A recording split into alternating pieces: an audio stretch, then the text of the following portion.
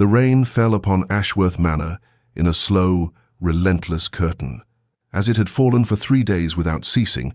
soaking into the crumbling mortar between ancient stones and dripping through the gap in the library ceiling, where repairs had been promised but never made. Eleanor Ashworth stood at the tall windows of that very library, her slender fingers resting against glass cold enough to make her shiver, watching water pool in the overgrown gardens below, where statues of Greek maidens slowly surrendered to moss and neglect. She was 24, though sometimes she felt centuries older, worn smooth by the quiet erosion of disappointed hopes, the way the rain wore away at the manor's once proud facade. The room around her spoke of faded gentility shelves that had once groaned beneath leather-bound volumes, now showed gaps like missing teeth, the books having been sold one by one to pay her father's debts, though she had managed to secret away her most beloved treasures in a corner he never visited. Asterisk. This is my inheritance. Asterisk, she thought, not without bitterness. Asterisk, a crumbling house and a library of ghosts. Asterisk. Her dove-grey morning dress, carefully mended at the cuffs, whispered against her legs as she turned from the window, and she caught her reflection in a tarnished mirror across the room, pale skin that rarely saw society. Dark hair, simply dressed, eyes that held more resignation than a woman her age should possess. She had made her peace with the future that awaited her, a position as governess in some household where she would be neither family nor servant, forever suspended between worlds, teaching other women's daughters the accomplishments she had learned in happier times. It was an honest fate, at least, more honest than remaining here watching her father drink away what little remained of their dignity. The sound of footsteps in the corridor, uneven and hesitant, pulled her from these melancholy thoughts, and she recognized the peculiar gait of Jenkins, their elderly butler who had stayed on despite months of unpaid wages out of loyalty to her late mother's memory. He appeared in the doorway bearing a silver salver that had somehow escaped the creditors, and upon it lay a letter with a seal she did not recognize, deep crimson wax, stamped with what appeared to be a falcon in flight. "For your father, Miss Eleanor," Jenkins said, his voice carrying a note of something she could not quite identify, hope, perhaps, or apprehension. "From a London solicitor. He is in the study and requests that you attend him after he has read it." Eleanor's heart performed a strange flutter against her ribs. For letters from London, solicitors never bore good news for families such as theirs. They came with demands for payment, notices of foreclosure, lists of assets to be seized. She nodded, smoothing her skirts with hands that had learned not to tremble at every new disaster, and watched Jenkins retreat down the dim corridor before returning her gaze to the rain-soaked grounds, wondering what fresh catastrophe the autumn storm had delivered to their door. But before our lover's fate is revealed, subscribe so you never miss a chapter of romance and scandal, and tell us in the comments, where are you watching from? Now, let's begin. 20 minutes passed before Jenkins returned to summon her, and Eleanor walked through the familiar corridors with their water-stained wallpaper and threadbare carpets, her mind conjuring 100 variations of ruin, none of which prepared her for what she found in her father's study. Thomas Ashworth sat behind his desk, that massive oak monstrosity that had somehow survived every auction with his head in his hands, and when he looked up at her entrance, she was startled to see tears tracking through the broken veins that branched across his cheeks, those visible markers of his long devotion to brandy and cards. "Eleanor," he said, and his voice broke upon her name like waves against rocks. "My daughter, my dear girl, I have done something unforgivable." She moved closer, her heart hammering now with genuine fear, for she had seen her father drunk, violent, maudlin, and coldly indifferent, but never had she seen him weep with what appeared to be shame. The letter lay open upon the desk, and she could see the elaborate letterhead, the dense legal script, the signature of someone named Blackwood of Blackwood and Associates, solicitors. "What has happened, father?" she asked, and was proud that her voice remained steady. He gestured helplessly at the letter, then poured himself 3 fingers of whiskey from the decanter that was never empty, his hands shaking so badly that amber liquid splashed onto the papers scattered across his desk. "I have sold you," he said flatly, and drank deeply before meeting her eyes. "Not in so many words, not in any way that the law would recognize as such, but that is the truth of it, Eleanor, and I am damned for it." The words made no sense, or rather they made too much sense. and she felt the floor shift beneath her feet as though the manor itself was finally collapsing into the earth. Her father explained haltingly, pausing frequently to drink, that 6 months prior he had found himself at a gaming hell in London, deeper in debt than ever before, when a gentleman had approached him with unusual knowledge of the Ashworth family situation, a gentleman representing Viscount Edmund Hartley of Hartley Hall in Derbyshire. The Viscount, it seemed, had inherited a vast fortune from his late uncle under peculiar terms. He must marry a woman of good family before his 33rd birthday,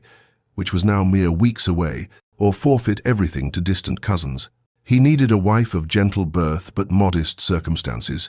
someone whose family would not object to a marriage of pure convenience, someone who would understand that this was a business arrangement and nothing more. In exchange for Eleanor's hand and her cooperation in this matter, all of Thomas Ashworth's debts, and they were substantial, amounting to nearly £10,000, would be discharged, and a sum of £5,000 would be settled upon him annually for the remainder of his life. "I have already signed the preliminary agreements," her father said, not looking at her now, his gaze fixed upon the amber liquid in his glass. "The Viscount's solicitor made clear that time is of the essence. You would need to be married within the month. Eleanor, I know I have no right to ask this of you, no right at all after the ruin I have made of everything your mother left us, but if you refuse, we will lose Ashworth Manor within the fortnight, and I have nowhere else to go." Eleanor stood very still, her hands clasped before her so tightly that her knuckles whitened, and felt something inside her chest that might have been her girlish dreams of love and romance quietly expire, like a candle guttering out in an empty room. She thought of the novels she had read in her deteriorating library, tales of passionate devotion and love conquering all obstacles, and recognized them now for what they had always been, the pretty lies, to make bearable the reality that women like her were commodities to be traded for the settlement of debts and the satisfaction of legal requirements. "Does the Viscount wish to meet me first?" she asked, her voice sounding strange and distant to her own ears, as though it belonged to someone else entirely, someone practical and resigned who had already accepted what Eleanor's heart still struggled against. Her father nodded, relief flooding his features with colour that the drink alone had not provided.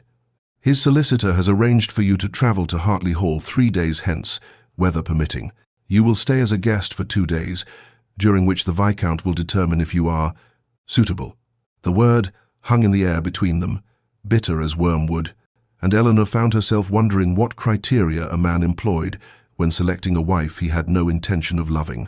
whether he judged by teeth and disposition as one might judge a horse at market. "And if I am found suitable," she said carefully, "and if I agree to this arrangement, what precisely would be expected of me?" Her father pushed the letter across the desk toward her,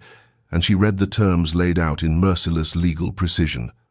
A marriage would be contracted. She would bear the title of Viscountess. She would have her own household within Hartley Hall, with appropriate staff and a generous quarterly allowance.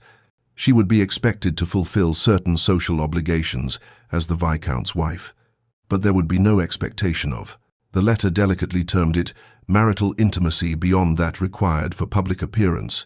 which Eleanor understood to mean she would share neither his bed nor his heart, merely his name and his house. It was a lonely fate they were offering her, she thought. But was it truly worse than the lonely fate she had already resigned herself to as a governess? At least this way her father would be cared for. The servants who had remained loyal to her mother's memory would receive their back wages, and she would have access to what the letter suggested was an extensive library. Asterisk. What small consolations we clutch at. Asterisk, she thought. Asterisk when drowning. Asterisk. She looked at her father, this weak man who had loved her mother once upon a time before grief and weakness had consumed him, and made her choice. "I will go to Hartley Hall," Eleanor said quietly, sealing her fate with 4 simple words. "I will meet the Viscount, and if he finds me suitable, I will marry him." The carriage her father had hired, and she suspected, given the timing, it had been paid for, by the Viscount's solicitor, departed Ashworth Manor on a morning when the rain had finally ceased, and autumn sunlight broke through clouds in shafts that illuminated the turning leaves with amber and gold, as though nature itself conspired to make the journey toward her uncertain future appear less ominous than it felt. Eleanor sat against worn velvet cushions with her small trunk secured above, containing what few dresses she owned that remained presentable, watching the familiar landscape of her childhood recede through the window with each turn of the wheels, and found herself unable to summon the tears that such a farewell ought to have provoked. Perhaps she had exhausted her capacity for weeping, or perhaps some part of her recognized that she was not truly leaving home, but rather leaving the ruins of what home had been, which was not the same thing at all. The journey northward into Derbyshire took the better part of 2 days, with an overnight stay at a coaching inn where she kept to her room and barely touched the plain supper brought to her, her stomach twisted with an anxiety that had nothing to do with hunger and everything to do with the meeting that awaited her at journey's end. The countryside grew increasingly beautiful as they travelled, the gently rolling hills giving way to more dramatic terrain, with rocky outcroppings and dense forests that still held their autumn glory,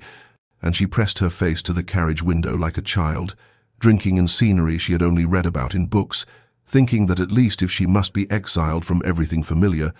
the location of her exile possessed a wild beauty that spoke to something in her soul. It was late afternoon on the second day when the carriage turned onto a private drive lined with ancient oaks, their branches forming a cathedral arch overhead, and Eleanor's breath caught in her throat as Hartley Hall came into view across a sweep of manicured lawn, not the crumbling gentility of Ashworth Manor, but a true grand estate, all golden stone and tall windows that caught the slanting sunlight, with wings extending on either side of a central structure topped with crenellations that gave it the aspect of something between a palace and a fortress. Asterisk. This is to be my home. Asterisk, she thought, with wonder and terror mingling equally. Asterisk, this place that looks as though it belongs to someone far more significant than I could ever hope to be. Asterisk, the carriage drew to a halt before broad stone steps, where servants had already assembled in neat formation, and as a footman handed her down, Eleanor was acutely aware of her travel-worn dress and simply dressed hair,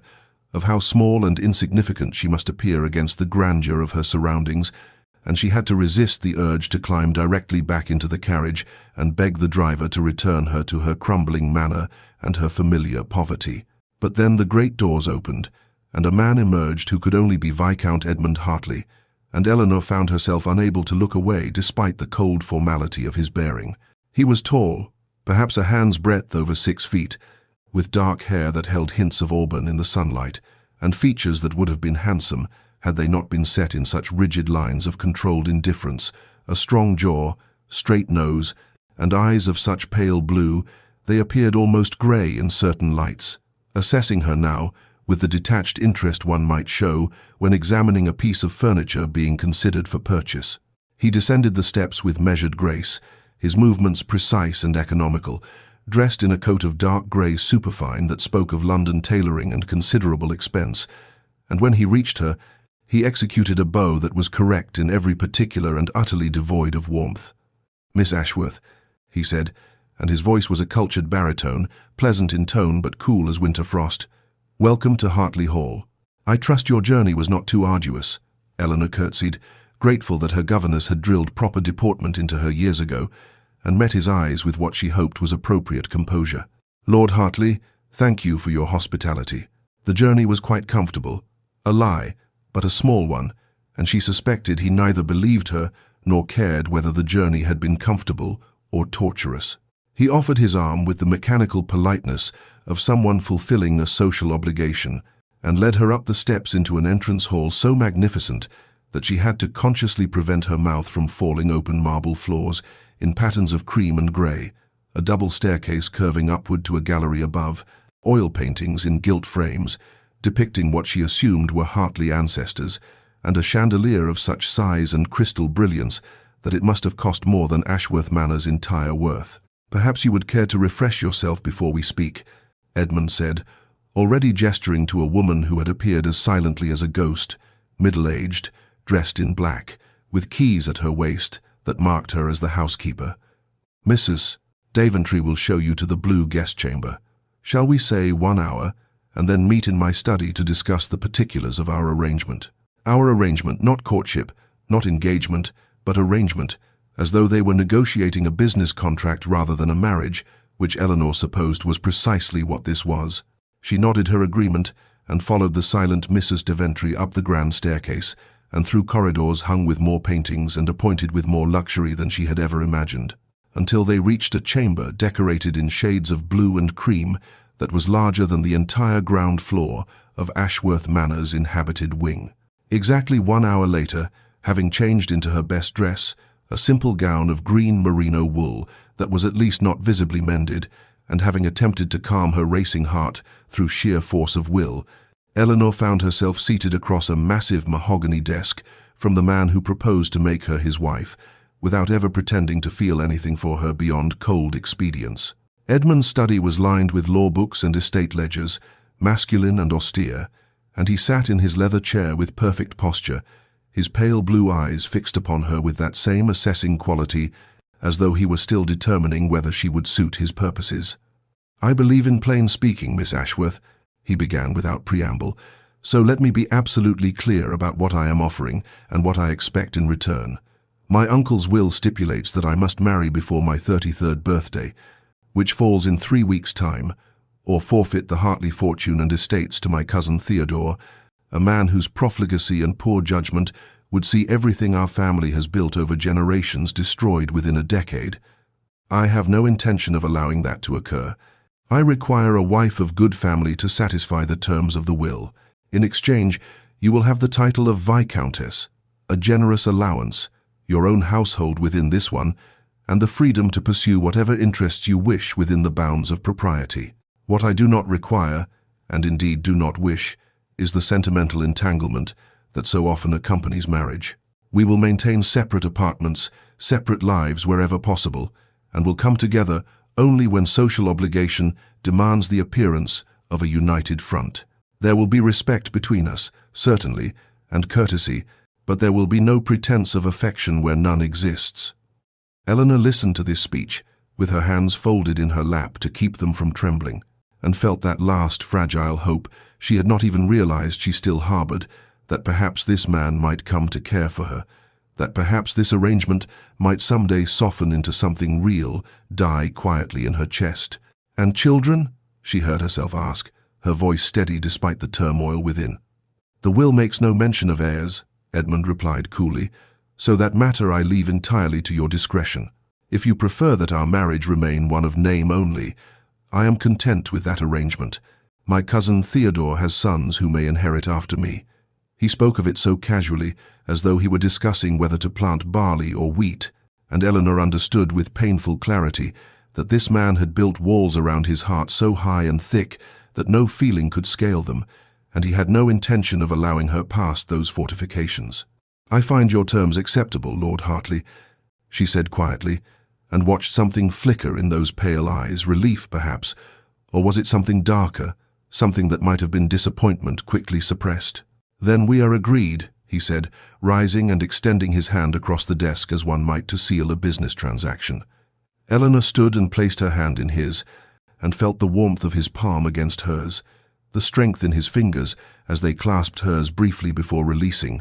and thought that this was the most intimate contact they might ever share, this business-like handshake in a study that smelled of leather and beeswax and the faint ghost of tobacco. "I will have the marriage contracts drawn up immediately," Edmund continued, already turning his attention to papers on his desk, dismissing her in all but words. "We will marry in London in a fortnight,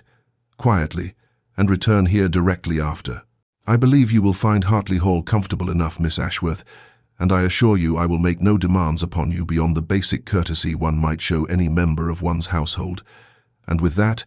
Eleanor's fate was sealed as thoroughly as if the contract had already been signed and witnessed, bound to a man who looked at her with eyes like winter sky, and promised her everything except the one thing she had not even known she wanted until it was explicitly denied, the possibility that he might someday love her. The wedding took place on a grey morning in London, when November rain fell against the windows of the small chapel Edmund had selected, precisely because it was unfashionable and unlikely to attract attention, and Eleanor stood beside him in a dress of pale blue silk that his solicitor had arranged to be made for her beautiful and expensive, and chosen by strangers who had measured her like a doll to be costumed, and spoke her vows in a voice that did not waver even as her heart felt like a stone in her chest, cold and heavy, and utterly without hope. Edmund's responses were clear and firm, his pale blue eyes fixed somewhere above the vicar's head rather than on her face, and when the time came for him to place the ring upon her finger, a gold band set with sapphires that had belonged to his grandmother, according to Mrs. Daventry, who had delivered it the night before. His hands were steady, while hers trembled, and she thought wildly that this was all wrong, that weddings should be joyful occasions filled with love and promise, rather than this somber transaction that felt more like a funeral than a celebration. There were no guests beyond the vicar, and 2 witnesses pulled from the street for the purpose. No wedding breakfast, no well-wishers throwing rice and calling blessings. Instead, immediately following the brief ceremony, Edmund handed her into his carriage with the same cool courtesy he might show any lady of his acquaintance, and they departed London for Hartley Hall in a silence, broken only by polite inquiries about her comfort and observations about the weather, as though they had not just bound themselves together for life, as though she had not just become Viscountess Hartley, and he had not just acquired a wife. He had explicitly stated he had no intention of truly making his own. The journey took most of the day, and Eleanor watched the landscape pass outside the window, while acutely aware of Edmund sitting across from her in the carriage, his long legs carefully positioned so as not to accidentally brush against her skirts, his attention focused on papers he had brought with him regarding some matter of estate business, and she understood that this was to be the pattern of their existence: proximity without intimacy, sharing space but not lives, bound by law and circumstance, but separated by walls of his deliberate construction. They arrived at Hartley Hall as twilight was settling over the Derbyshire hills, turning everything to shades of purple and gold, and the servants had assembled to greet their new mistress with considerably more ceremony than had attended the wedding itself, and Eleanor found herself subjected to a bewildering series of introductions to people whose names and positions she could not possibly remember, housemaids and footmen and cook and groundskeeper and butler and more, while Edmund stood beside her with his hand barely touching her elbow, a gesture that appeared solicitous but conveyed no warmth whatsoever. Mrs. Daventry, the stern housekeeper who had shown Eleanor to her room during her first visit, materialized at her elbow once the introductions concluded, and informed her in tones that brooked no disagreement that she would show Lady Hartley to her chambers so that she might refresh herself before dinner. Eleanor followed the woman up the grand staircase and through corridors she half remembered from her previous visit, until they reached a suite of rooms in the east wing that Mrs. Daventry announced would be hers, a bedchamber decorated in cream and gold, with windows overlooking the gardens, a dressing room already supplied with the wardrobe that had been made for her during the weeks before the wedding, and a small sitting room with a writing desk and comfortable chairs arranged before a fireplace, where a cheerful blaze had been lit against the November chill. It was beautiful, all of it, appointed with more luxury than she had ever known, and it was also utterly separate from Edmund's own chambers, which Mrs. Daventry informed her were located in the west wing, quite on the other side of the house, an arrangement that ensured maximum privacy for them both. The housekeeper left her with instructions that dinner would be served at 8 o'clock in the formal dining room, and Eleanor stood alone in the center of her beautiful, lonely chamber and understood with painful clarity that this was her wedding night, that she was a married woman, now a viscountess, mistress of this grand estate, and that she would spend it entirely alone, that there would be no tender words or gentle touches or any of the intimacy she had read about in books and heard whispered about by married women, because the man she had just wed had made it abundantly clear that he wanted nothing from her except her name on a marriage certificate and her cooperation in maintaining the fiction that they were anything more to each other than legal strangers sharing a house. She did not weep, though tears pressed behind her eyes. Instead, she allowed her new lady's maid, a competent woman named Martha, who had been assigned to her to help her out of her wedding dress and into an evening gown of emerald silk, to arrange her hair in a style more elaborate than she had ever worn, and when she looked at herself in the mirror, she saw a woman who appeared every inch the Viscountess, beautiful and elegant and perfectly composed, with only her eyes betraying the desolation that filled her heart. Dinner was served in a dining room so vast that she and Edmund sat at opposite ends of a table that could easily accommodate 20, separated by an expanse of polished mahogany and elaborate silver candelabra, and they ate course after course of exquisitely prepared food that Eleanor could barely taste, while making stilted conversation about the estate and the weather, and nothing whatsoever of any significance. And when the meal finally, mercifully concluded, Edmund rose and informed her that he had urgent correspondence to attend to and bid her good night with a formal bow, and Eleanor returned to her solitary chamber and lay awake in her grand four-poster bed, listening to the silence of Hartley Hall and wondering how it was possible to feel so utterly alone while surrounded by such abundance. Weeks passed in a rhythm of such profound loneliness that Eleanor sometimes wondered if she had become a ghost, haunting the grand corridors of Hartley Hall, visible to the servants who curtsied and called her "my lady," but utterly invisible to the one person whose acknowledgement she craved, whose presence in her life remained as formal and distant as it had been the day they. Wednesday, she rose each morning in her solitary chamber, breakfasted alone in the small morning room that Mrs. Daventry had designated for her personal use, and then set about exploring the vast estate that was now technically her home, but felt no more hers than if she had been a paying guest at an inn, walking through rooms so perfectly appointed and maintained that they seemed like museum displays rather than spaces meant for living, touching beautiful objects with tentative fingers and feeling like an intruder in her own house. The grounds became her refuge, the only place where she felt she could breathe without the weight of all that cold perfection pressing down upon her,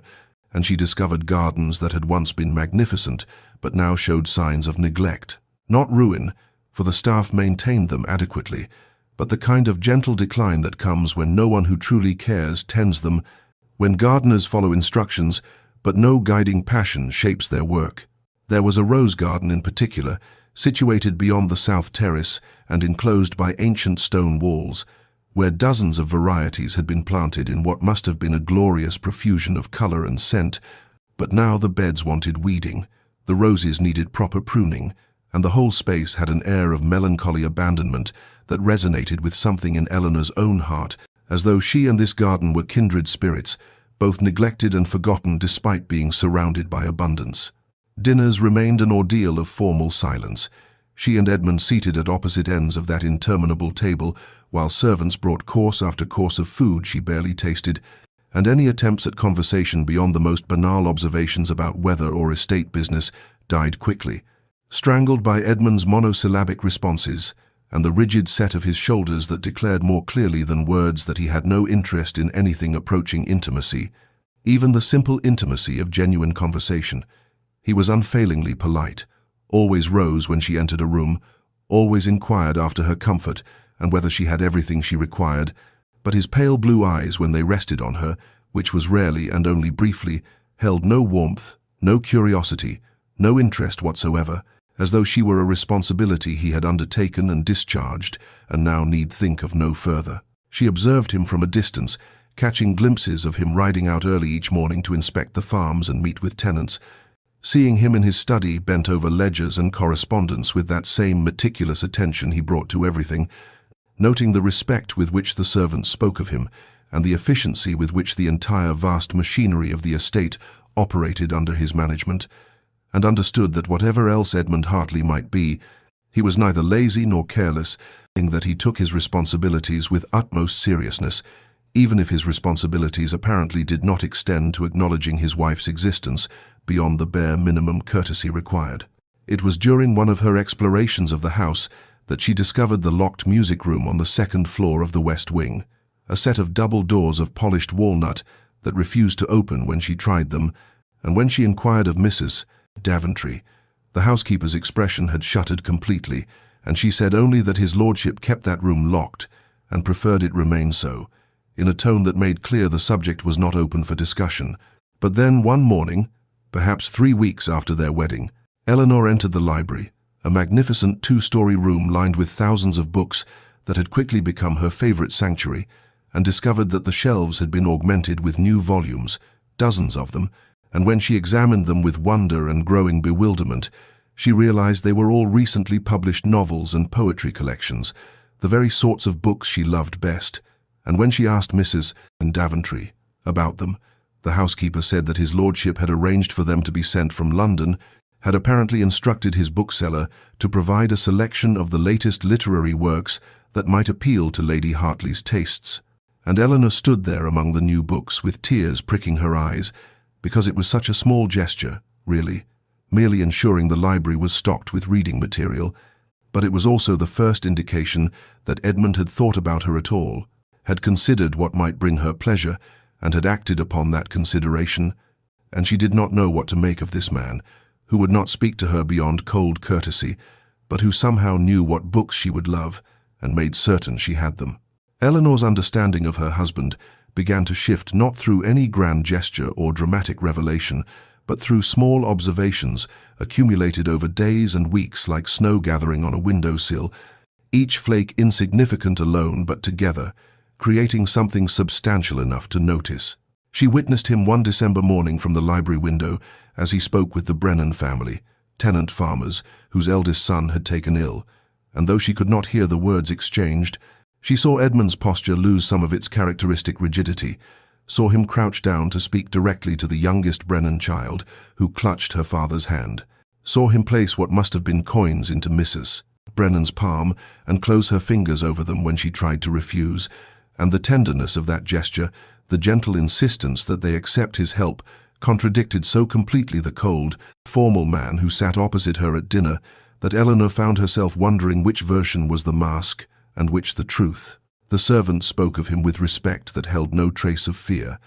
and Martha, her lady's maid, let slip one morning while dressing Eleanor's hair that his lordship had personally ensured that old Thomas the groundskeeper could remain in his cottage, even after his hands became too gnarled with arthritis to work, and that Edmund had quietly arranged for Thomas's grandson to take the position while the old man lived out his days in comfort and dignity. And this too seemed at odds with the man who could barely meet Eleanor's eyes across the dining table. It was perhaps a fortnight after she had discovered the new books in the library that Eleanor encountered Edmund in that very room, quite by accident, for he rarely entered it during the day, and she had thought herself alone when she climbed the rolling ladder to reach a volume of Wordsworth on an upper shelf. But when she descended with her prize clutched to her chest, she found him standing near the fireplace with a book of his own in hand, and they both startled like deer surprised in a forest clearing. "Lady Hartley," he said with that automatic formality, inclining his head,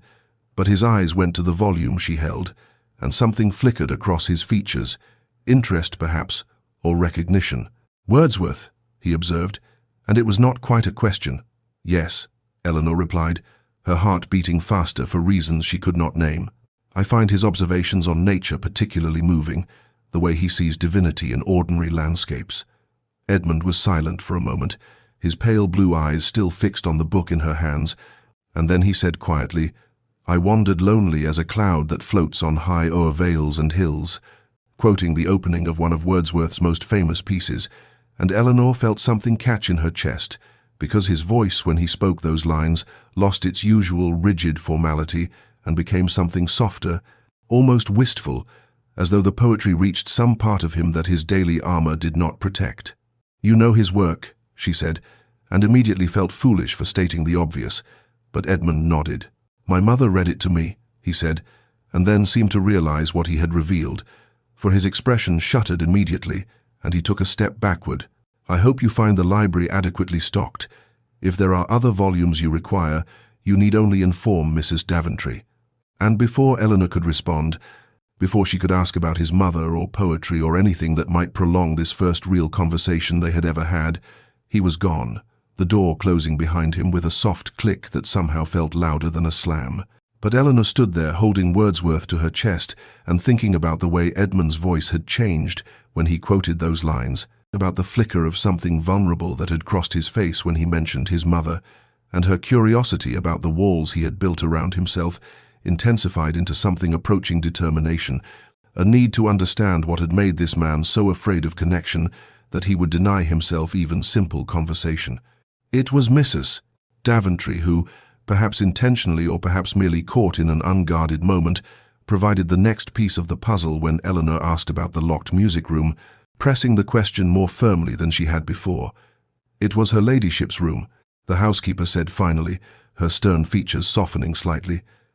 "The late Viscountess, his lordship's mother. She was a great musician, played pianoforte beautifully, and that was her private sanctuary. She died when his lordship was but 12 years old, and he's kept it locked ever since." The housekeeper paused, seeming to weigh how much to say, then added quietly, "It was not a happy house, my lady," before she passed. The old Viscount was a hard man, cold and exacting. Her music was the only warmth in these halls, and when it stopped, she did not finish the sentence, but Eleanor understood, and suddenly Edmund's rigid control and careful distance made a terrible kind of sense. He was his father's son, raised in coldness, and perhaps he knew no other way to be. The storm arrived on a Tuesday evening in late December, one of those furious winter tempests that seemed to rise from nowhere, transforming a grey afternoon into a howling darkness of wind and freezing rain that lashed against the windows of Hartley Hall with such violence that Eleanor could hear it even in the drawing-room where she sat attempting to read by firelight. And when the dinner hour arrived, she made her way to the dining-room, expecting the usual frigid formality, but found instead that the storm had somehow altered the very atmosphere of the house, as though the wildness outside had breached the careful control within. Edmund was already seated, but instead of maintaining his position at the distant head of the table, he had moved to a chair much closer to where Eleanor customarily sat, and when she entered, he rose with his habitual courtesy. But there was something different in his expression, a restlessness perhaps, or maybe the storm had unsettled him as it had her, making the vast formal dining room with its echoing spaces seem ridiculous and unnecessary. And when she took her seat, he did not immediately retreat into silence, but instead asked, his voice awkward as though unpracticed at genuine inquiry, whether the storm had frightened her, whether her chambers were adequately warm, whether she had been comfortable during her time at Hartley Hall. Eleanor, surprised by this unprecedented attention, answered honestly that she had been perfectly comfortable in material terms, that the house was magnificent and the servants attentive, and then, emboldened by something in his manner, or perhaps by the intimacy created by the storm raging beyond the walls, she added that she had found great pleasure in exploring the gardens, despite their neglected state, particularly the rose garden beyond the south terrace, and she watched as Edmund's pale blue eyes focused on her with what seemed like genuine interest rather than mere politeness. "The rose garden," he repeated, and something like pain flickered across his features. "My mother's particular pride. She spent hours there when weather permitted, and I—" He stopped abruptly, as though catching himself in an unwanted revelation, but Eleanor leaned forward slightly, her heart beating faster, and said softly that Mrs. Daventry had mentioned his mother's love of beauty, and that the garden, even in its current state, showed evidence of exquisite original design. And then, hardly daring to hope but unable to stop herself, she said that she would very much like to restore it if his lordship had no objection, that she had some knowledge of horticulture, and it would give her purpose and pleasure to bring the roses back to their former glory. The silence that followed stretched so long that Eleanor feared she had overstepped, had presumed too much or touched some nerve too tender to bear contact. But then Edmund did something extraordinary. He smiled, not the tight formal expression he occasionally deployed as courtesy demanded, but a real smile that softened his entire countenance and reached his eyes, transforming him momentarily into someone younger and less burdened. And he said quietly that nothing would please him more than to see the garden restored, that his mother would have loved knowing someone cared for her roses again, and he would arrange for whatever resources Eleanor required, gardeners and supplies and anything she deemed necessary. From that evening forward, something shifted between them, subtle as spring's first thaw but undeniable, and Eleanor threw herself into the garden project with passionate dedication, spending her mornings consulting with the head gardener and her afternoons actually working among the roses herself, despite Martha's scandalized protests that ladies did not dig in the dirt, and sometimes when she was kneeling in the cold earth with soil under her fingernails and her old dress stained with mud, she would feel eyes upon her and look up to find Edmund standing at his study window watching her, his expression unreadable at that distance, but his attention unmistakable, and their morning encounters in the corridors began to include actual exchanges beyond mere formality, inquiries about the garden's progress, and Eleanor's observations about which varieties seemed most hardy, and once, gloriously, she discovered Edmund in the library, reading one of the novels she had recently finished and left on the side table, and when their eyes met, he did not make excuses or deny it, but simply inclined his head in acknowledgement, and Eleanor felt something warm and fragile begin to unfurl in her chest, like the first green shoot pushing through winter soil, tentative and vulnerable, but unmistakably alive. Autumn arrived with that particular golden quality of light that transforms the English countryside into something almost ethereal,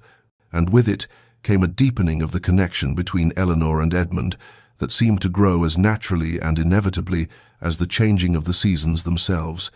Beginning one crisp October morning when Eleanor, wrapped in her warmest cloak and venturing out to inspect the progress of the rose garden, found Edmund already there, standing among the newly pruned bushes with his hands clasped behind his back, his breath forming small clouds in the cold air, and when he turned at the sound of her approach, his expression held not the usual wariness but something almost sheepish, and he said quietly that he had hoped she might permit him to accompany her on her morning inspection, that he found himself curious about the work she was doing and would value her explanations of the process. And Eleanor, her heart lifting with surprised pleasure, agreed immediately, and thus began a ritual that would define the following weeks their morning walks through the grounds, sometimes to the rose garden but often ranging farther, along the tree-lined paths that bordered the estate or through the orchards where apples hung heavy and ripe. And during these walks they talked, hesitantly at first but with growing ease, about matters both practical and philosophical, about the tenant families and their needs, about improvements Edmund was considering for the estate's drainage systems, about books they had read and ideas they had encountered, and Eleanor discovered that her husband possessed a keen intelligence and a thoughtfulness that his rigid formality had completely obscured, and more than once she found herself offering suggestions about tenant welfare, perhaps a school for the children, or improvements to the cottages that housed the families who worked the land. And to her amazement, Edmund not only listened but actually implemented several of her ideas, arranging for repairs to the Brennan family's roof and establishing a small fund for educational materials. And when she thanked him for considering her opinions, he had looked at her with an intensity that made her breath catch, and said simply that her observations were sound and her compassion admirable, and he would be a fool not to value her counsel. As November brought preparations for Christmas, Eleanor found herself working alongside Edmund with increasing frequency, planning the traditional celebrations for the household and tenants,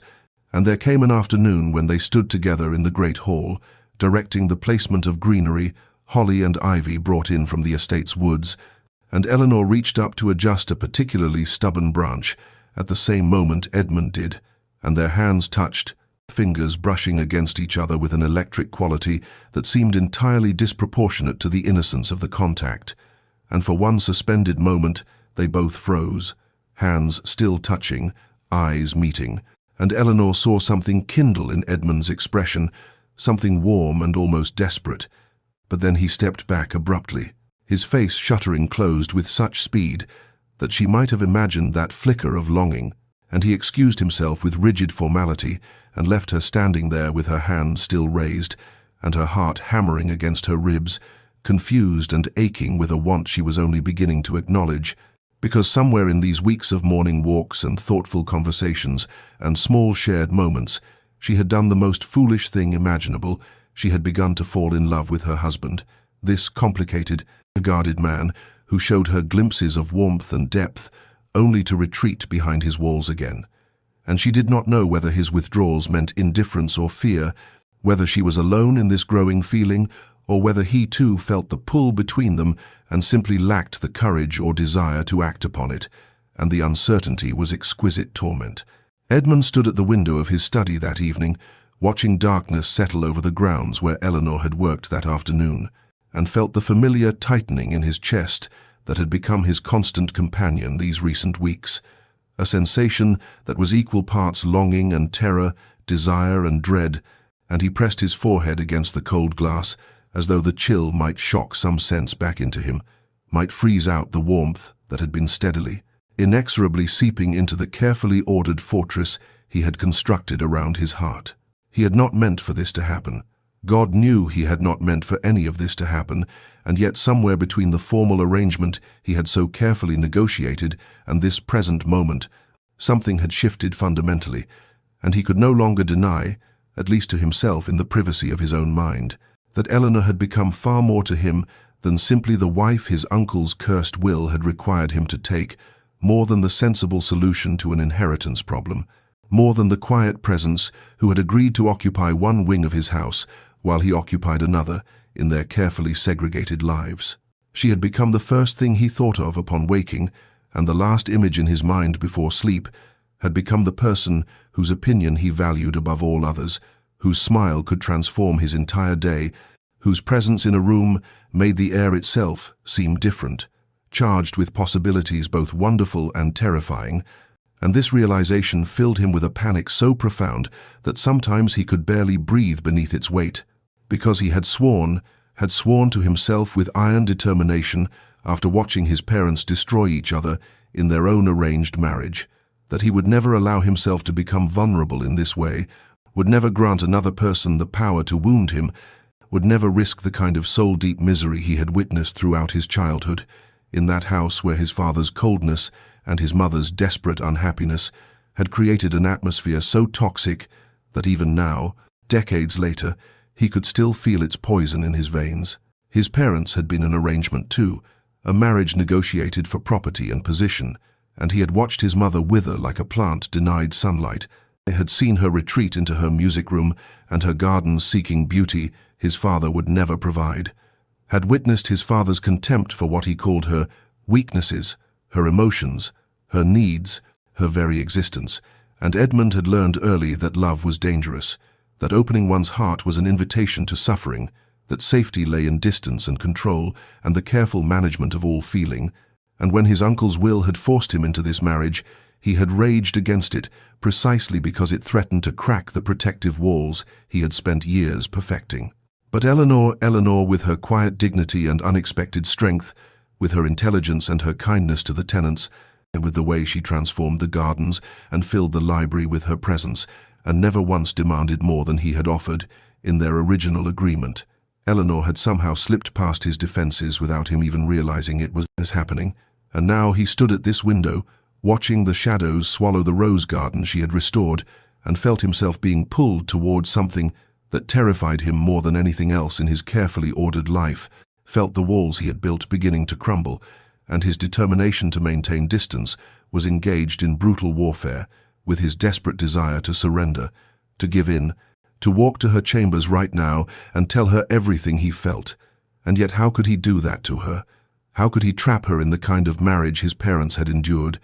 How could he burden her with feelings she might not return, might never return? And so he stood frozen between want and fear, between the man he had trained himself to be and the man he was terrified he might become if he allowed himself to love her. And in that moment, Edmund Hartley, Viscount Hartley, master of a vast estate and commander of considerable fortune, felt more powerless than he had ever felt in his life, because the one thing he wanted most in the world was the one thing he was most afraid to reach for,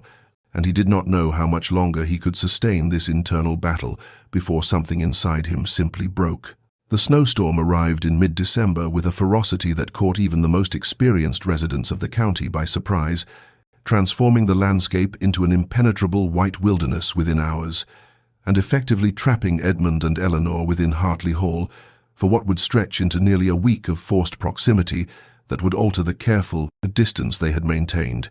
And it began the first evening when Mrs. Daventry apologetically informed them that the servants' wing was suffering from a smoking chimney, and she had taken the liberty of having dinner laid in the smaller drawing-room where a good fire was already blazing, and thus Eleanor found herself seated across from Edmund in a room far more intimate than the formal dining hall they usually occupied,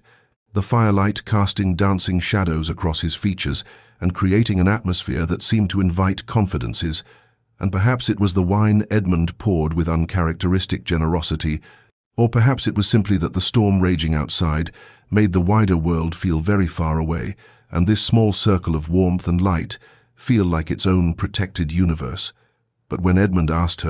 really asked her, with genuine curiosity, warming his voice about her childhood, about her dreams, before circumstance had narrowed her options, Eleanor found herself answering with an honesty she had not intended, telling him about the books that had been her escape from her father's increasing desperation, about the imaginary worlds she had constructed in the crumbling library of her family's estate, about her foolish, girlish dreams of adventure and romance, and a life larger than the constrained existence that poverty and gender had seemed to promise her. And Edmund listened with an intensity that made her feel truly seen, truly heard, perhaps for the first time in her life. And when she faltered, embarrassed by her own revelations, he said quietly that there was nothing foolish about wanting beauty and meaning in one's life, that he thought her dreams rather wonderful, actually. And then, as though her honesty had unlocked something in him, he began to speak about his own youth, haltingly at first but with growing fluency, about the coldness of his childhood home, about his mother's melancholy and his father's contempt, about the music room where his mother had retreated and which he had locked after her death because he could not bear the memories it contained. And Eleanor felt tears prick her eyes as she understood for the first time the depths of loneliness and pain that had shaped this guarded man. And she reached across the small space between their chairs and touched his hand, just briefly, just a moment of connection, and he did not pull away. The following days developed a rhythm that felt almost dreamlike in its departure, from their usual careful separation mornings spent in the library where Edmund taught Eleanor chess, with a patience that surprised them both, afternoons reading in companionable silence by the fire, evenings talking over wine and dinner about everything and nothing, philosophy and poetry and politics, and there were moments of laughter, actual laughter that seemed to startle them both with its rarity and preciousness. And on the fourth night, when Eleanor beat him at chess for the first time, he threw back his head and laughed with such genuine delight that she felt something crack open in her chest, felt her love for him expand until it was almost painful in its intensity. And later that same evening, as they stood together at the window watching snow fall in the darkness, standing so close that she could feel the warmth radiating from his body, Edmund turned to her and she turned to him, and their eyes met and held, and she saw his gaze drop to her lips and felt her own breath catch, and he leaned toward her, slowly, giving her every opportunity to retreat, and she swayed toward him in answer, her heart hammering, her lips parting slightly, and they were a breath apart, less than a breath, when the drawing-room door opened, and Mrs. Daventry entered with the tea tray, and the spell shattered, and Edmund stepped back so quickly he nearly stumbled, and the shutters came down over his expression with devastating speed, and he excused himself with rigid formality and left Eleanor standing at the window, with her hand pressed to her chest, and her mind reeling with confusion and hurt, and the terrible certainty that he had been about to kiss her, and he had wanted to kiss her, and yet had fled as though from mortal danger, and she did not understand, could not understand, why he kept retreating just when they seemed on the verge of something real. Spring arrived at Hartley Hall with an explosion of green and gold that seemed to mock the careful distance Edmund had reimposed between himself and Eleanor, following that night when they had nearly kissed, when he had nearly surrendered to the feelings he could no longer deny but still refused to acknowledge, and in the weeks that followed the snowstorm's end, he had retreated behind walls of formality, even more rigid than those that had existed at the beginning of their marriage. And Eleanor, confused and hurt by his withdrawal yet too proud to demand explanations, had matched his coolness with her own careful politeness, and thus they had drifted through February and March in a state of exquisite mutual misery, speaking only when necessary, taking meals in silence, avoiding each other's eyes, and it was therefore with considerable surprise that Eleanor received Edmund's message in early April that business required his presence in London to finalize certain legal matters related to the estate, and that he insisted the word was underlined twice in his note that she accompany him on the journey. And when she had asked Mrs. Daventry whether the housekeeper knew why Lord Hartley would require her presence for what was surely tedious legal business,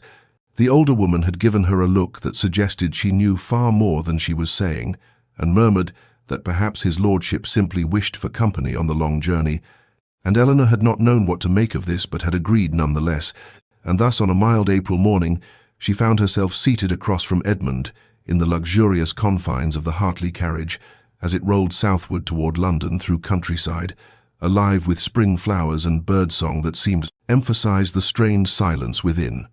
Edmund had handed her into the carriage with more care than was strictly necessary, his hand lingering on hers for just a moment longer than required, and she had noticed that he sat not in the corner farthest from her, as she might have expected, but rather in the seat directly across where he could see her face, And throughout the morning as they traveled, he watched her with an intensity that was almost unnerving, and when the carriage jolted over a rough patch of road and she was thrown slightly forward, his hand shot out to steady her with reflexive protectiveness, and he did not immediately withdraw his touch. And Eleanor felt her heart begin to race at this small gesture that suggested perhaps his coldness masked something quite different, perhaps feelings he was fighting rather than feelings he did not possess. They stopped for the night at a coaching inn of respectable quality, and Edmund secured rooms for them with meticulous attention to propriety, booking a private dining parlour where they shared dinner in an atmosphere thick with unspoken words, and Eleanor noticed that he filled her wine-glass with unusual frequency, and his own as well, as though seeking courage from the bottle. And over the meal he asked her questions about her work in the gardens, about her reading, about her opinions on matters of estate management, and he listened to her answers with that same intense focus she had observed during the snowstorm. And there were moments when their eyes would meet and hold, and she could see something almost desperate in his gaze, something that made her breath catch and her pulse quicken. And when the meal concluded, and Edmund escorted her to her chamber door, he stood in the hallway for a long moment, as though wrestling with some internal debate, and his hand rose as if to touch her face, and she stood very still, barely breathing, willing him to bridge the distance between them, to explain his contradictions, to tell her what it was that made him look at her as though she were precious beyond measure while maintaining this maddening formality. But then something shifted in his expression. Some wall came down or came up, she could not tell which, and he bowed with rigid correctness and bid her good night, and retreated to his own room, leaving Eleanor standing alone in the dim corridor, with her hand pressed against her racing heart and tears of frustration burning behind her eyes, because she was tired, so desperately tired, of this dance they were performing, this advance and retreat that was slowly tearing her apart. And as she prepared for bed, she resolved that she would demand answers, would force this conversation they had been avoiding, would not let him hide any more behind politeness and propriety, because whatever was or was not between them, whatever feelings he did or did not harbor, she deserved to know the truth rather than exist in this agonizing uncertainty. And tomorrow, she promised herself, tomorrow when they reached London and completed his business, she would find her courage and ask him directly what she had become to him, beyond simply the wife his uncle's will had required him to take. And with this resolution, she finally slept, unaware that by the next evening, everything between them would be transformed in ways she could not possibly anticipate. That crisis was approaching on a lonely road and would force into the open all the truths they had been so carefully concealing. The morning dawned clear and mild as they departed the coaching inn, Edmund handing Eleanor into the carriage with that same careful attention she had observed the previous day, his hand lingering perhaps a moment longer than necessary on hers, his eyes searching her face as though committing it to memory, though she could not have known why such intensity shadowed his gaze, could not have guessed at the strange premonition that had troubled his sleep and made him suddenly, urgently grateful for every moment in her presence. And they had been traveling perhaps 2 hours along an increasingly isolated stretch of road that wound through dense woodland, when the carriage lurched to an abrupt halt, and Edmund's expression shifted instantly from contemplative to alert, his body tensing in a way that made Eleanor's heart begin to race even before she heard the coachman's shout of alarm. And then they appeared as if materializing from the very trees themselves, 4 men on horseback, faces obscured by dark scarves, the pistols gleaming in the spring sunlight, and Eleanor felt terror flood through her veins as she understood with crystalline clarity that they were being robbed. And Edmund moved with reflexive speed, positioning himself between her and the carriage door, his arm extending across her body in a gesture of protection that was as unconscious as breathing.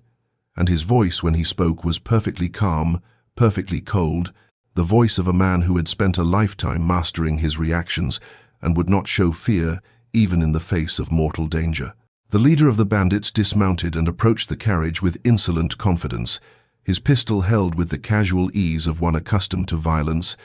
and he demanded their valuables in tones that carried the edge of cruelty, and Edmund replied with icy civility that they would surrender their possessions without resistance, and there need be no violence, and he removed his pocket watch and the ring from his finger and handed them through the window while keeping his body positioned protectively before Eleanor, and when the bandit demanded Eleanor's jewelry, Edmund's jaw tightened, but he turned to help her remove her necklace and earrings, his fingers brushing her neck with infinite gentleness that contrasted starkly with the violence humming in the air around them. And Eleanor was trembling but trying desperately not to show it, trying to match Edmund's composure even as terror clawed at her throat. And for a moment it seemed the ordeal might end without worse harm, that the bandits would take their plunder and disappear back into the forest, but then the leader's eyes fixed on Eleanor with an attention that made her skin crawl, and he said something crude about pretty ladies and whether perhaps she might fetch a ransom far greater than mere jewels. And Edmund's composure shattered like glass, and he leaned out of the carriage window, despite Eleanor's gasped protest, and told the man in tones of absolute frost that he would die before allowing anyone to touch his wife, and Eleanor heard the possessiveness in those words. His wife, said with a fury and protectiveness that transcended mere duty or honor, and the bandit laughed, a sound without humor, and raised his pistol with deliberate menace, and pointed it not at Edmund, but at Eleanor, and time seemed to slow and crystallize as Edmund's eyes met hers for one eternal moment that contained everything they had never said to each other, every feeling they had hidden and denied, and she saw love there, blazing and undeniable, saw it as clearly as if he had shouted it. And then Edmund moved. He moved with a speed that seemed impossible, lunging across the carriage interior, even as the bandit's finger tightened on the trigger. And Eleanor's scream was already forming in her throat when the pistol discharged, with a sound that seemed to tear the very fabric of the world, a crack of thunder that echoed through the quiet woodland and sent birds exploding from the trees in terrified flight. And Edmund's body collided with hers, bearing her backward against the carriage seat, his arms wrapped around her in absolute protection. And for one suspended heartbeat, Eleanor did not understand what had happened, knew only that Edmund was holding her with desperate strength, that his breath was hot against her neck, that his weight pressed her down as though he would shield her from the world itself. And then she felt the wetness spreading between them, warm and terrible, and Edmund made a sound that was half gasp and half groan, and when he tried to straighten his face had gone chalk white, and his left arm hung useless at his side. And blood, so much blood was spreading across his coat in a dark stain that seemed to grow even as she watched in horror, and Eleanor's scream, when it finally came, was a sound of pure anguish, as she understood with sickening clarity that Edmund had taken the bullet meant for her, had deliberately put his body between her and death, and he was looking at her with eyes that struggled to focus, and his right hand came up to touch her face with infinite tenderness, and he whispered her name like a prayer before his strength failed, and he collapsed against her, and she caught him as best she could, her hands frantically pressing against the wound in his shoulder, even as blood welled hot and terrifying between her fingers, and she was dimly aware of chaos erupting outside the carriage. The coachman had produced a blunderbuss from beneath his seat and fired into the air, and the bandits' horses reared and panicked, and perhaps they had not expected real resistance, or perhaps the sight of actual bloodshed cooled their appetite for violence. But they wheeled their mounts and disappeared into the forest as quickly as they had come, leaving Eleanor alone, with Edmund's bleeding body and terror such as she had never known, and she was crying his name, begging him to stay with her, to hold on, and his eyes fluttered open and found hers, and she saw love there, naked and undeniable, saw everything he had been hiding blazing in his gaze, and he tried to speak but could only manage a whisper that she had to lean close to hear, and what he said was, "Forgive me, should have told you, love you, always loved you." And then his eyes rolled back, and his body went limp in her arms, and Eleanor's world contracted to this single terrible moment, to the weight of him against her, to the blood that covered them both, to the frantic pressure of her hands against his wound, and her voice screaming for help, screaming for someone to save him, screaming until her throat was raw because she could not lose him now. Not now when she finally understood, not when she had just discovered that the feelings she had been nurturing in secret were returned, as had perhaps always been returned, and the coachman was at the door, his face pale with shock, and Eleanor was giving orders through her tears. "Drive, drive now, find help. There must be an estate nearby, a doctor, something, someone." And she would not let Edmund die, would not accept that possibility, would hold him and keep him breathing through sheer force of will if necessary, and as the carriage lurched into motion, she cradled his unconscious form against her heart and prayed to every deity she could name that she would be given the chance to tell him that she loved him too, that she had been falling for him across all these months of careful distance and stolen glances, and that if he would only live, only survive this, she would spend the rest of her life showing him what he meant to her, and this she promised to the universe as Edmund's blood soaked her dress and the miles rolled past in an agony of desperate hope. The carriage rattled over rutted roads with a violence that made Edmund groan even in unconsciousness, and Eleanor held him against her with strength she had not known she possessed. One hand pressed with desperate firmness against the wound that would not stop bleeding, her dress soaked crimson, her arms aching with the effort of keeping him steady as the miles blurred past in an agony of terror and hope, and she spoke to him constantly, though he could not hear, telling him to hold on, that she needed him, that he could not leave her now, and his face was the color of parchment, his breathing shallow and labored, and twice she thought he had stopped breathing entirely, and her own heart seemed to cease until she felt the faint flutter of pulse at his throat, and could breathe again herself. And when the coachman shouted that he could see an estate ahead, Eleanor wanted to weep with relief, but there was no time for tears, only for action, and the carriage careened up a long drive and came to a halt before a substantial manor house, and Eleanor was shouting for help before the wheels had fully stopped. And then there were people's servants rushing out in alarm, a grey-haired gentleman who took one look at Edmund's limp form and the blood and immediately began giving crisp orders, and Eleanor found herself swept up in a flurry of activity as Edmund was carried inside and laid upon a sofa in the drawing-room because there was no time to take him upstairs, and the gentleman introduced himself as Sir Robert Pemberton, and assured Eleanor that his own physician lived but 2 miles distant and was already being summoned, and Eleanor should have felt comforted, but she could not leave Edmund's side, could not stop touching him, his face, his hair, his hand, as though her touch alone could tether him to life, and Lady Pemberton appeared with warm water and clean cloths, and gently urged Eleanor to let her tend the wound, but Eleanor refused to relinquish her post, and together they worked to cut away Edmund's ruined coat and shirt, and the sight of the wound made Eleanor's stomach turn a dark hole in his shoulder, still welling blood and the flesh around it, angry and torn, and Lady Pemberton's face was grave, but she said nothing discouraging, only pressed fresh cloths against the injury and told Eleanor to keep pressure steady, and the minutes dragged like hours until finally the doctor arrived, a brisk, efficient man who took one look at Edmund and immediately set to work, and he told Eleanor she must leave the room, that what he had to do was not fit for a lady's eyes. But Eleanor met his gaze with steel she had not known she possessed, and told him she would not leave her husband, and something in her voice must have convinced him, because he nodded shortly and began laying out his instruments, and Eleanor held Edmund's hand, his right hand, the left arm being damaged, and watched as the doctor probed the wound for the bullet, and Edmund remained mercifully unconscious, though his body jerked and twisted with the pain, and Eleanor had to turn away when the doctor extracted the metal ball, slick with blood, but she heard his grunt of satisfaction and dared to hope, and then there was the careful work of cleaning and stitching, and through it all Eleanor held Edmund's hand and prayed,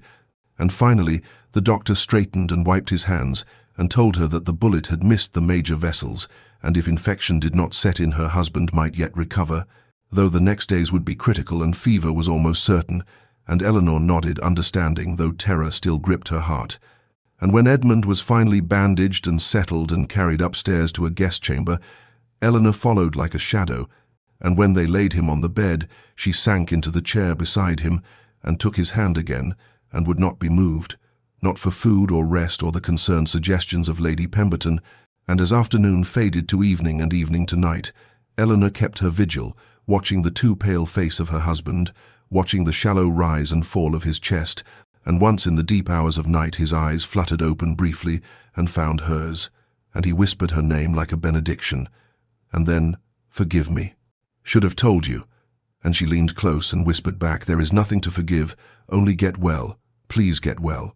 But she did not know if he heard before darkness claimed him again. The fever came that night with a vengeance that made the doctor shake his head gravely and speak in low tones to Lady Pemberton about the dangers ahead, and Eleanor heard the words, infection, and critical hours, and felt her heart constrict with terror, even as she pressed cool cloths to Edmund's burning forehead and whispered reassurances she desperately needed to believe herself. And for 3 days and 3 nights Edmund existed in a twilight realm between consciousness and delirium, his body burning with heat that seemed impossible for a human form to contain. And Eleanor never left his side except when Lady Pemberton absolutely insisted she take a few moments to wash or change her blood-stained dress, and even then she rushed back within minutes, as though Edmund might slip away in her absence. And it was during those fever-haunted hours that Edmund's carefully constructed walls finally crumbled completely, and the things he said in his delirium laid bare a heart Eleanor had only glimpsed in fragments. And the first night when the fever was at its height, he thrashed against the pillows and cried out her name with such anguish that Eleanor had to grip his hand tightly and tell him she was there, she was safe, and his eyes opened but did not see her, looked through her to some terrible vision, and he said, "Couldn't lose you, would rather die. Don't you understand? I would rather die." And his voice broke on the words, and Eleanor felt tears streaming down her face as she understood with perfect clarity what he had been hiding, and she leaned close and whispered,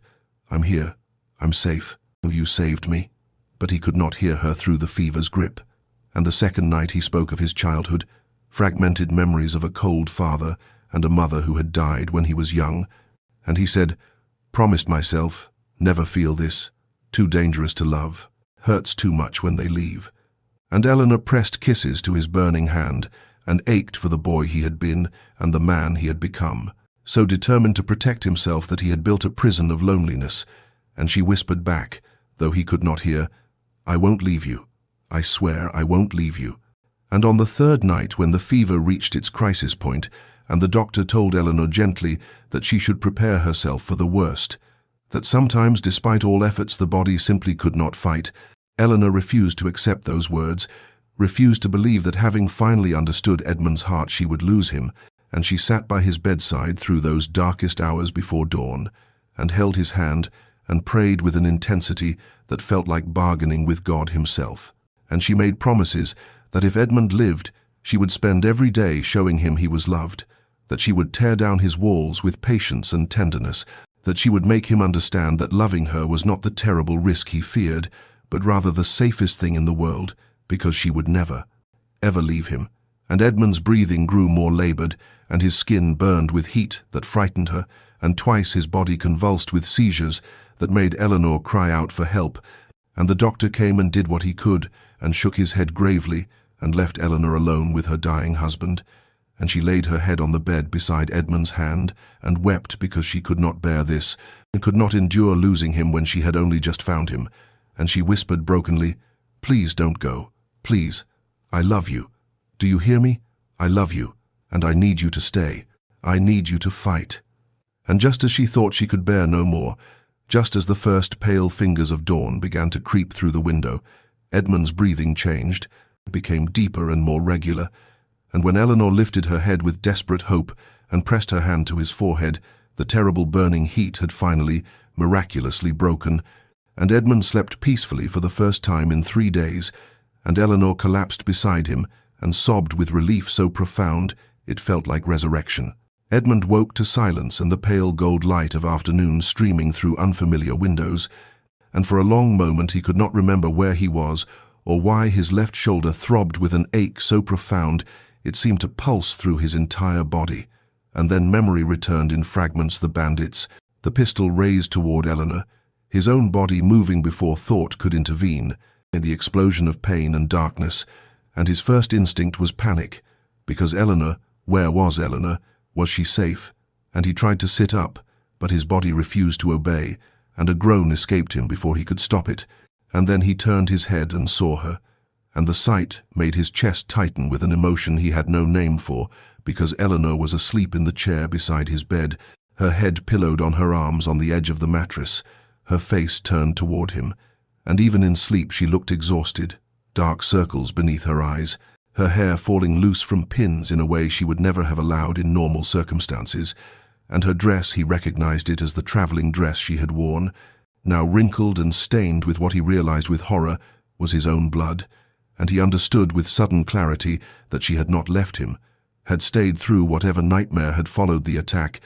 and something in his carefully constructed armor cracked further, because why would she stay? Why would she care whether he lived or died when he had given her nothing but coldness and distance and the shell of a marriage? And as if sensing his waking, Eleanor's eyes fluttered open, and for a moment she looked disoriented, and then her gaze focused on him, and such relief flooded her face that Edmund felt his throat tighten, and she sat up quickly, reaching for his hand, and her voice was rough with exhaustion and emotion as she said, "Edmund, thank God, you're awake, truly awake this time."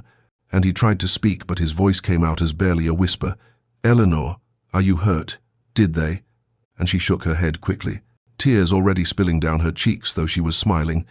No, I'm perfectly well. You saved me. Don't you remember? You stepped in front of me and took the bullet that was meant for me." And Edmund closed his eyes because he did remember that moment of absolute clarity when he had seen the pistol aimed at her and known with perfect certainty that he would die before he let her be harmed.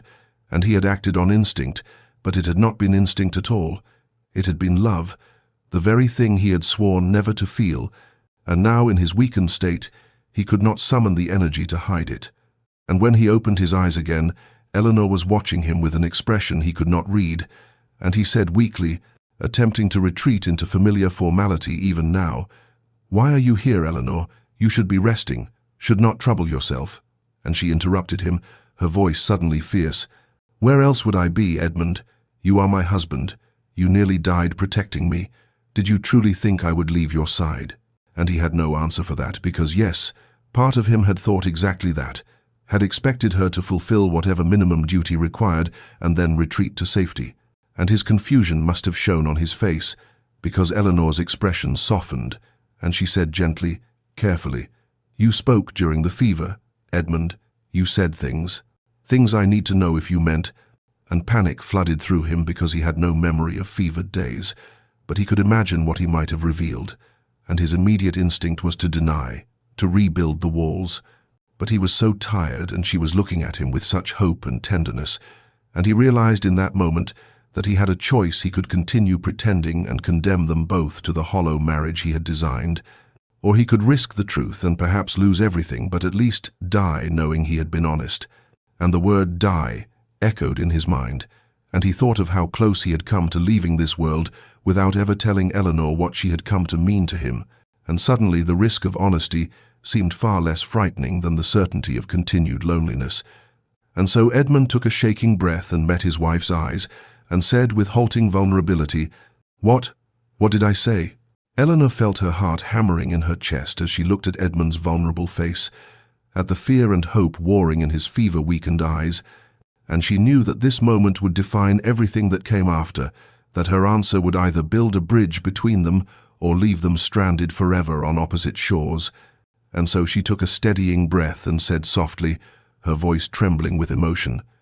"You said you would rather die than lose me, that you couldn't bear it if I were hurt. And you spoke of being afraid to love because everyone you loved had left you." And she watched Edmund's eyes close briefly, as if in pain, saw his jaw tighten as he fought for composure even now, and she squeezed his hand gently and continued, "And Edmund, I need you to know, I need you to understand that I love you too, that I have loved you for months now, perhaps from the moment you first smiled at me in the rose garden, or perhaps even before that. In all those small kindnesses, you thought I didn't notice the books in the library chosen specifically for my tastes, the way you implemented every suggestion I made for the tenants, and the way you watched me from your study window when you thought I couldn't see." And Edmund's eyes flew open, startled, and she saw the sheen of tears there, and her own vision blurred as she said, "I fell in love with you gradually, the way spring arrives, so slowly you don't notice until suddenly everything is in bloom, and I have been so lonely, Edmund, wanting to reach you but not knowing how to breach those walls you had built so high." And Edmund made a sound that was half sob, half laugh, and tears spilled down his face, and it was the first time Eleanor had ever seen him cry, the first time she had witnessed this proud and controlled man allow himself such vulnerability, and he said brokenly,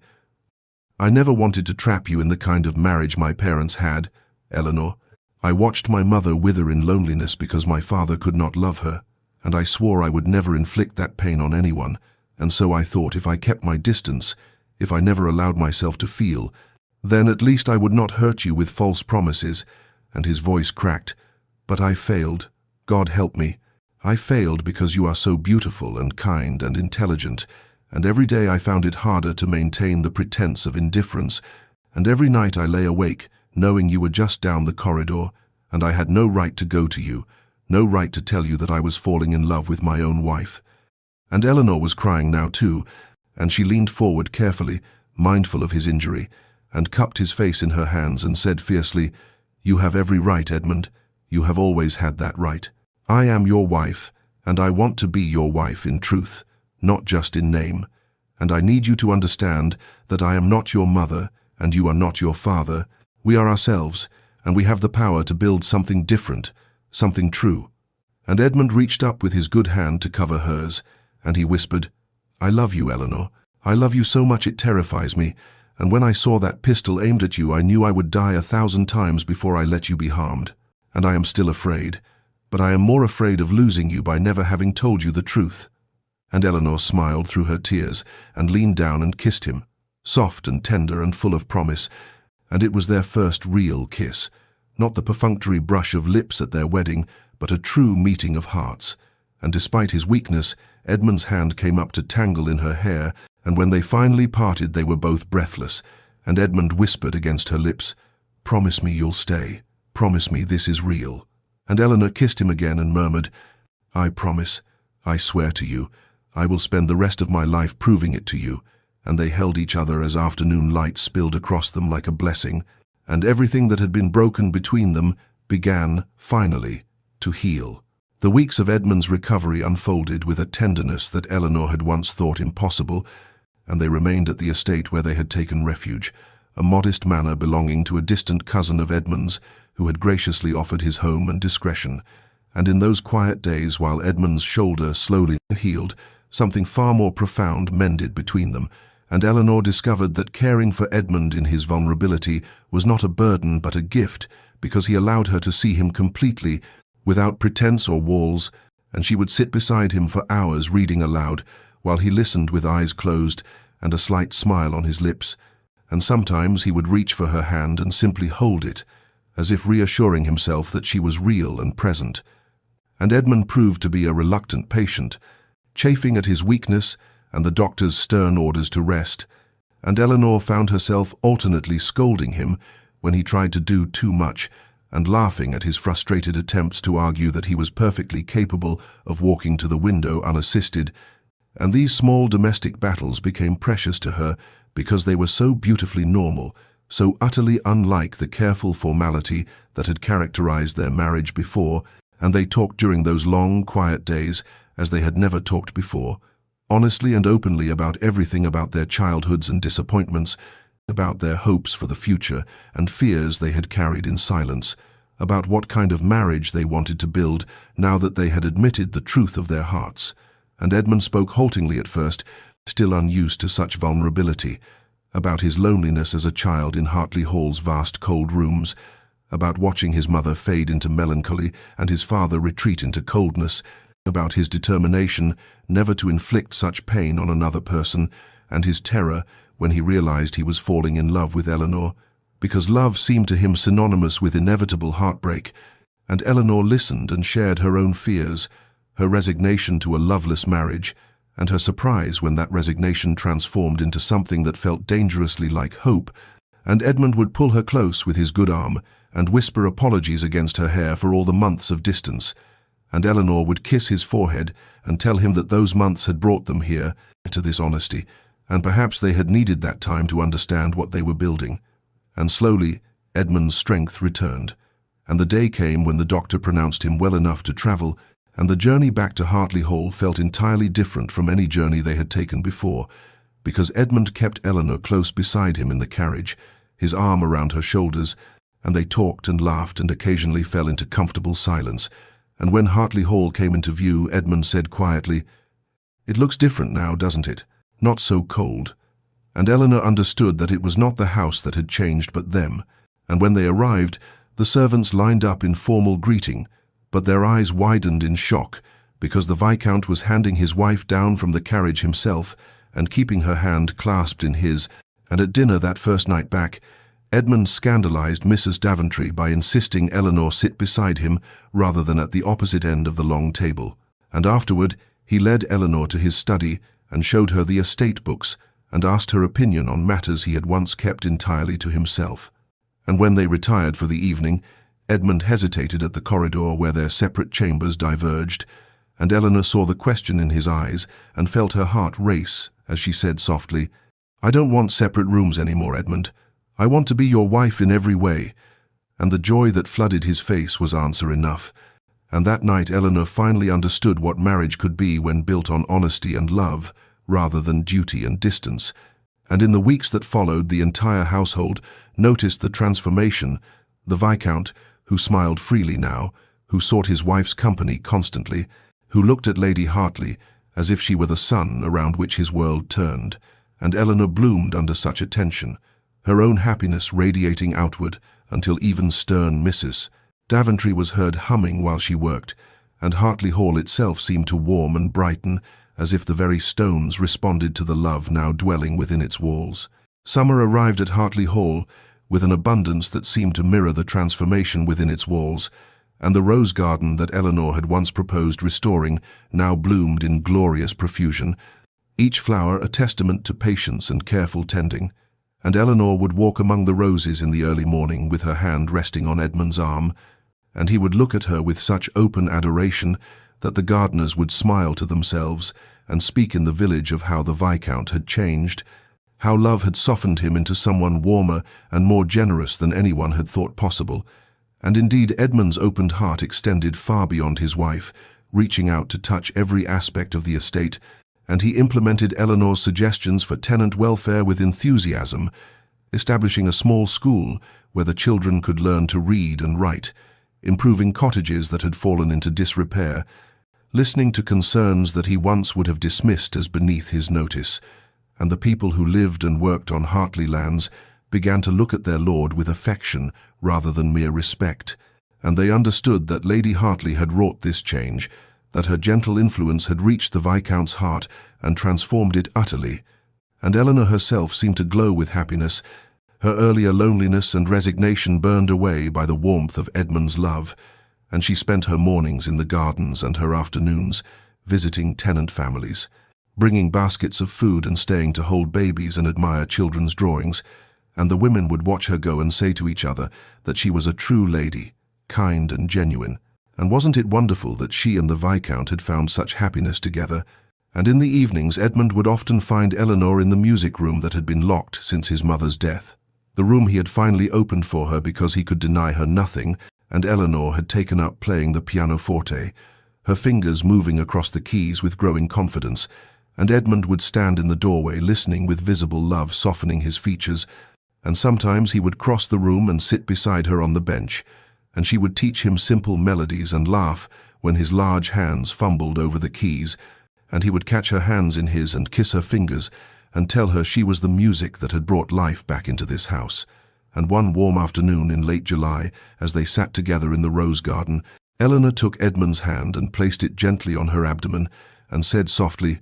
"Edmund, there is something I need to tell you, something wonderful." And she watched his face transform as understanding dawned, watched joy and awe and tender fear flicker across his features, and he whispered, "Eleanor, are you certain?" And when she nodded, he pulled her close and buried his face in her hair, and she felt him trembling, and he said brokenly, "I never thought I would have this, never thought I deserved it. A wife I love beyond measure and now a child." And Eleanor held him and whispered that he deserved every happiness, that they would build a family filled with love and laughter, nothing like the cold childhood he had endured, and Edmund pulled back to cup her face in his hands and kissed her with such tenderness that Eleanor felt tears spring to her eyes. And he said, "You have given me everything, Eleanor. You have transformed my entire world, and I swear to you I will spend every day of my life proving myself worthy of this gift." And Eleanor smiled through her tears and told him he already had, and they sat together in the garden they had restored together, surrounded by roses and summer warmth, and made plans for the nursery, and spoke of names, and laughed about their hopes for their child, and the joy that radiated from them was so pure and uncontained that even Mrs. Daventry, watching from a window, felt her stern features soften into a smile, and all of Hartley Hall seemed to celebrate with them, the very stones warm and welcoming, the gardens abundant, everything alive and thriving, as if the house itself had awakened from a long, cold sleep into vibrant summer. 5 years had passed since that summer when Eleanor first told Edmund they would have a child, and now on a golden afternoon in late September, they stood together at the window of the music room, watching their children play in the rose garden below. Catherine, who was 4 and had her mother's gentle nature and love of flowers, and Thomas, barely 2, who followed his sister everywhere on unsteady legs, with Edmund's serious blue eyes and Eleanor's quick smile, and the sight of them chasing each other around the blooming roses, while their nursemaid watched indulgently filled. Eleanor with a happiness so profound it sometimes frightened her with its intensity, as if such joy could not possibly last, and Edmund, sensing her thoughts as he so often did now, pulled her closer and kissed her temple, and said softly, "It's real, Eleanor, all of it, and it's ours." And she leaned into him and marveled once again at the miracle of their transformation, how a marriage that began in cold formality and duty had become this warm abundance of love and laughter, and Edmund still bore the scar on his shoulder from the bullet he had taken for her, a silvered mark that Eleanor sometimes traced with her fingers in the quiet of their shared chamber, and he would catch her hand and kiss it, and tell her he would take 1,000 bullets if it meant keeping her safe, and she would scold him gently for such dramatic declarations, even as her heart swelled with love, and their life together had become everything. Neither of them had dared to hope for a true partnership, built on honesty and trust, a family filled with warmth and affection, an estate that thrived under their joint stewardship, and a love that deepened with each passing season. And Eleanor thought often of that frightened girl who had agreed to marry a cold stranger to save her father from ruin, how she could never have imagined that her duty would lead her to such profound happiness. And Edmund confessed that he thought often of the man he had been, so determined to protect himself from feeling anything that he had nearly missed the greatest gift of his life. And they agreed that the bandit attack, terrible as it had been in the moment, had given them an unexpected grace, because it had shattered Edmund's carefully constructed walls and forced them both to acknowledge what had been growing between them all along. And now as they watched Catherine help Thomas pick a rose, steadying his small hand to avoid the thorns, Eleanor said quietly, "Do you ever think about how different our lives might have been if you hadn't insisted I accompany you to London that spring?" And Edmund was silent for a moment before answering, "I think some part of me already knew I loved you, already knew I needed to keep you close even though I wouldn't admit it to myself, and perhaps that's why I insisted, why I couldn't bear to leave you behind." And Eleanor turned in his arms to face him, and saw in his eyes the same depth of love she had seen on the day he first confessed his feelings, and she rose on her toes to kiss him and whispered, "Then I am grateful for every moment, even the frightening ones, because they brought us here." And Edmund held her close, and watched their children playing in the garden they had restored together, and his heart was full of a peace he had never known in all his years before, and Hartley Hall around them seemed to hum with contentment, its rooms warm and filled with life, its gardens abundant, its people cared for and thriving, everything transformed by the love that had taken root within its walls and grown into something beautiful and enduring. Dear listener, perhaps you have heard in this story an echo of your own heart, your own fears and walls built to protect yourself from pain, and I would tell you gently that those walls, however necessary they may have seemed, can also keep out the very love you most need, and sometimes it takes a crisis, a moment when all pretense is stripped away, to show us what truly matters, to give us the courage to be vulnerable and honest with those we love. And Edmund and Eleanor's journey reminds us that transformation is always possible, that hearts long frozen can thaw, that marriages built on duty can become partnerships of deep affection, if we are brave enough to let down our defenses and risk being truly seen, and their happiness was not granted easily or without cost. Edmund bears the scar of his sacrifice still, and both of them carry memories of lonely months when they circled each other in careful distance. But those trials refined them, taught them the value of what they were building, and made their eventual joy all the sweeter for having been earned through patience and courage. And so if you find yourself in a place of loneliness or resignation, if you have built walls around your heart or settled for less than you deserve, Take comfort in knowing that stories like theirs are possible, that love can breach even the strongest defenses, that vulnerability is not weakness, but rather the greatest strength, and that sometimes the most unexpected arrangements lead to the most extraordinary happiness, if we are willing to be patient, to be honest, and to take the risk of opening our hearts even when we are afraid. May you find the courage to let down your own walls, may you discover love in unexpected places, and may you rest tonight in the peace of knowing that transformation is always possible for those brave enough to seek it. If this story has touched your heart, dear listener, I invite you to subscribe to Dreamy Tales, where we explore the transformative power of love in all its forms, and may your dreams be filled with roses and summer light and the warmth of a hand held in yours.